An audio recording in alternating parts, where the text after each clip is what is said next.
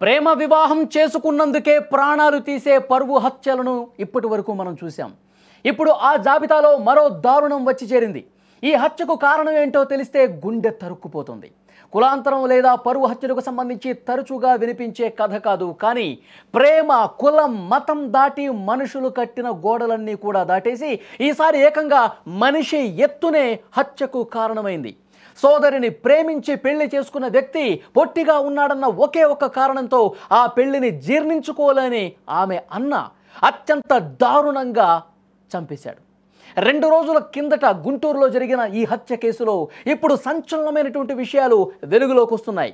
కుర్రా నాగగణేష్ అనే వ్యక్తి కుటుంబంతో కలిసి గుంటూరు జిల్లా చేపురోలు మండలం సంగం జాగర్లమూడిలో నివాసం ఉంటున్నాడు.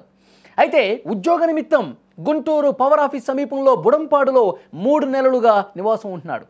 ఈ క్రమంలో దూరపు బంధువులైన తెనాలికి చెందిన కీర్తి అంజనాదేవి అనే యువతి ఇంటికి పెళ్లి చూపులకు వెళ్ళాడు గణేష్. పెళ్లి చూపుల్లో ఒకరినొకరు ఇష్టపడ్డారు. అయితే అంజనీదేవి సోదరుడు, ఆమె కుటుంబ సభ్యులు ఈ సంబంధం వద్దు అని చెప్పారు. అయినప్పటికీ ఇరువురు కొద్ది రోజులు ఫోన్లో మాట్లాడుకుని ప్రేమలో పడ్డారు. ఆ తర్వాత పెళ్లి చేసుకుందామని నిశ్చయించుకున్నారు. సెప్టెంబర్ 25వ తారీఖున ఇంట్లో చెప్పకుండా వాళ్ళిద్దరూ కూడా పారిపోయిన పరిస్థితి. అమరావతి ఆలయంలో పెళ్లి చేసుకున్నారు. బుడంపాడులో కాపురం పెట్టారు. పోలీసులను ఆశ్రయించి రక్షణ కావాలని కోరారు. దీంతో పోలీసులు ఇరు కుటుంబాలను కూడా పిలిచి మాట్లాడారు. వాళ్ళిద్దరూ ఇష్టపడ్డారు, వాళ్ళిద్దరూ ప్రేమించుకున్నారు, వాళ్ళిద్దరూ ఒక్కటవ్వాలనుకున్నారు, ఒక్కటయ్యారు. ఇక మీరు గొడవలు పడొద్దని చెప్పి సర్ది చెప్పే ప్రయత్నం చేశారు. కానీ ఆ అమ్మాయి అన్న మాత్రం కక్ష పెంచుకున్నాడు, పగ పెంచుకున్నాడు. నా సోదరిని నువ్వు ఎట్లా పెళ్లి చేసుకుంటావు అని చెప్పి అతను బెదిరింపులకు దిగినటువంటి పరిస్థితి. అతడు చెప్పినట్టుగానే గణేష్ను నడ్డి రోడ్డు మీద కత్తులతో నరికి హత్య చేసినటువంటి పరిస్థితి. ఈ హత్యకు వధువు అన్న స్నేహితులు కూడా సహకరించారంటే ఎంత దారుణానికి బరిదెగించారో ఇక్కడ అర్థమవుతుంది. ఈ కేసులో విచారించగా అతడు చెప్పే మాటలకు పోలీసులే ఆశ్చర్యపోతున్నారు. తన సోదరి కంటే గణేష్ చాలా పొట్టిగా ఉన్నాడు, అందుకే హత్య చేశానని చెప్తా ఉన్నాడు.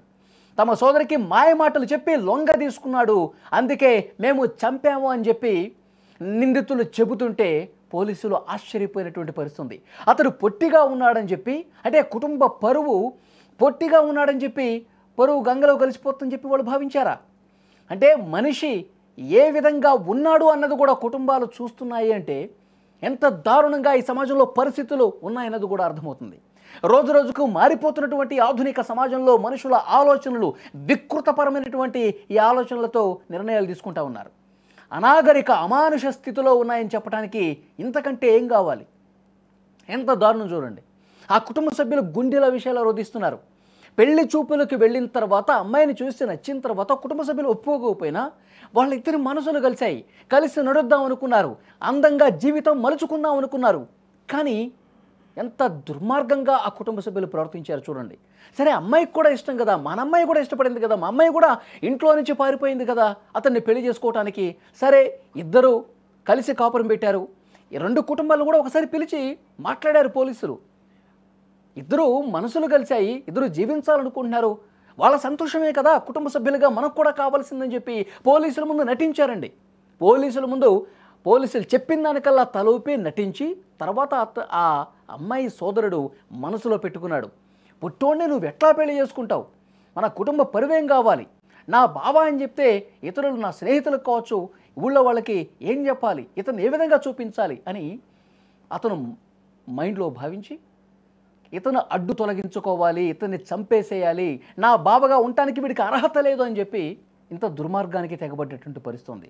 పోలీసులు ఆశ్చర్యపోతున్నారు. పొట్టిగా ఉన్న ఒకే ఒక్క కారణంతో ఇంత దుర్మార్గంగా మనుషులను చంపేస్తారా? ఆ కుటుంబ సభ్యులు గుండెల విషయాలు ఆలోచిస్తున్నారు. గణేష్ కుటుంబ సభ్యులు, తల్లి ఏ విధంగా ఎంత బాధపడుతూ ఉన్నారు ఒక్కసారి వినండి మీరు. డాడీ దాడి చేశారు. ఇప్పుడు తను 13 పోటులతో కత్తితో పొడిచారు, చనిపోయాడు. తను 3 డేస్ కిందట మాకు కాల్ చేశారు. కాల్ చేసి మీకేం కాదు, మీ జోలికి రాము, నువ్వు చచ్చిపోయావు అనుకున్నాము అని చెప్పేసి, నీ జీవితం నువ్వు బతుకు అని చెప్పేసి అన్నారు మా అన్న వాళ్ళు. అన్న తర్వాత ఇవాళ మా ఆయన బ్యాంక్కి వచ్చాడు మనీ తీసుకొద్దామని చెప్పేసి. వచ్చే టయానికి మా ఆయన మీద, మా బావగారి మీద డాడీ దాడి చేశారు. ఇప్పుడు తను 13 పోటులతో కత్తితో పొడిచారు, చనిపోయాడు. తను నాకు న్యాయం కావాలని చెప్పేసి కోరుకుంటున్నాను. సెప్టెంబర్ 25న మాకు మ్యారేజ్ జరిగింది. ఇవాళకి మ్యారేజ్ అయ్యి మాకు ఓన్లీ 13 days అయింది. 13నే మా ఆయన్ని చంపేయడం జరిగింది. ఆ కొడుకు ఎవరు జోలికి వెళ్ళడు, ఎవరు నానడు, మాకు పాదకస్తులు కూడా లేరు. ఏదో పెళ్లి చేసుకున్నారు తెలుసో తెలియక మీ పిల్లలు మీకు అప్పచెబుతాను వాళ్ళ ఇంటికి వెళ్ళాము పెద్ద మనుషులను తీసుకొని. ఆ పిల్ల నేను వెళ్ళండి మా పిల్ల మాకు ఎట్లా వచ్చిందో తెలుసు అన్నాడు అని పని చేశారు. ఇలా 12:30కి ఫోన్ వచ్చింది, ఇలా మిలిటరీ బాగా ఫోన్ చేశాడు, కత్తి తీసుకొని వస్తున్నాం దేవండి ఏందమ్మా వాళ్ళు అట్లా బెదిరిస్తారన్న. ఆయన అంటే వెళ్ళాము ఆయనకి వాళ్ళ అత్త వాళ్ళు వాళ్ళ మేనత్త అన్ని కథలు నడిపి ఇది చేసి వాళ్ళు ఈ పిల్ల వాళ్ళతో మాట్లాడుతుంది వాళ్ళు నమ్మించేది చేసేసారు. చూశారుగా గణేష్ తల్లి ఆవేదన, భార్య ఏ విధంగా మాట్లాడిందో చూశారుగా. వాళ్ళ గుండెల్లో ఎంత బాధ ఉందో చూడండి. పొట్టిగా ఉన్నాడన్న ఒకే ఒక్క కారణంతో కత్తులతో వెంటపడి మరి వేట కొడవళ్లతో చంపేశారంటే అసలు ఈ సమాజం ఎటుపోతుందో కూడా అర్థం కాని పరిస్థితి. వాళ్ళు సంతోషంగా ఉన్నారు, సుఖంగా ఉన్నారు, ఇది చూడట్లా పరువు చూస్తూ ఉన్నారు. ఇంత దుర్మార్గమైనటువంటి ఆలోచనతో మనుషులు ప్రవర్తిస్తూ ఉన్నారు. ఇప్పటి వరకు పరువు హత్యలు ఏ విధంగా జరిగాయి? కుల ప్రాతిపదికన జరిగాయి. మతాన్ని చూశారు, తర్వాత ప్రాంతాన్ని చూశారు, ఆస్తుల కోసం చేశారు.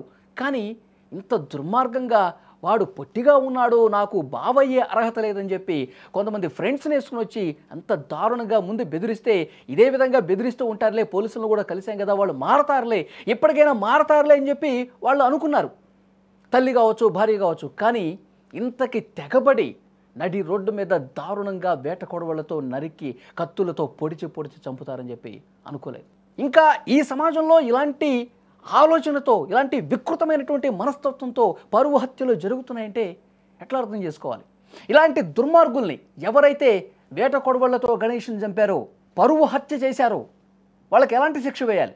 ఎలాంటి శిక్ష వేస్తే కరెక్టు? సమాజంలో ఒక మార్పు రావాలంటే వీళ్ళని ఏ విధంగా దండించాలి? తప్పకుండా మీరు కామెంట్ బాక్స్లో తెలియజేయండి. వాళ్ళు మనుషులేనా? వాళ్ళు ముగ్గురు అన్నదమ్ములుగా ఆడు ప్రేమించే పెళ్లి చేసుకున్నాడుగా.